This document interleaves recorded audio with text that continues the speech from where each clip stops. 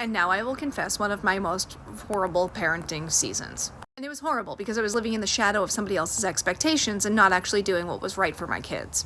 It was when I had my oldest two sons, and I didn't really realize how much of a problem it was until they were about like 3 and 4, 3 and 5 maybe. And they just had a war going on at all times. But it was because I was trying to keep everything even and divide myself evenly between them. And I wasn't at all cultivating the relationship that they had. Instead, I was keeping me at the center point. I was making it about myself. I need to do this for them. I need to do that for them. I need to make sure this one has equal amounts as that one has. And this was because I had a voice in my life at that point that I was really giving a lot of credibility to that I shouldn't have been. And that voice kept telling me everything needed to be even. Everything had to be exactly the same. Otherwise, they were going to resent each other. And instead, me making everything even was causing more resentment.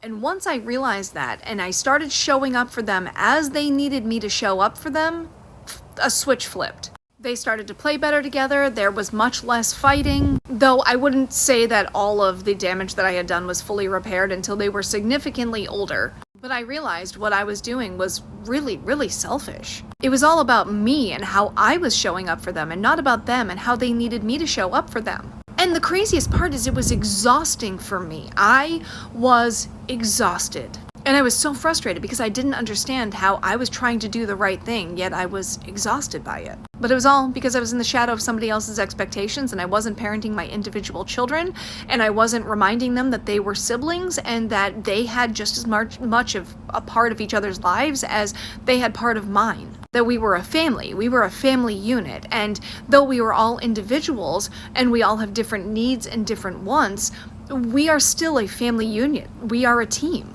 And that was really what kicked off the whole healing journey of my life, where I really needed to dig into myself and start sorting out some of the garbage that I had in order to be able to be the best version of myself for my kids. And I don't think I would have ever hit that point had I not had this moment with them. This was a huge catalyst for growth for me. So I started healing to make sure that I wasn't living in the shadow of other people's expectations anymore, and instead I was focusing on who I was supposed to be for my children.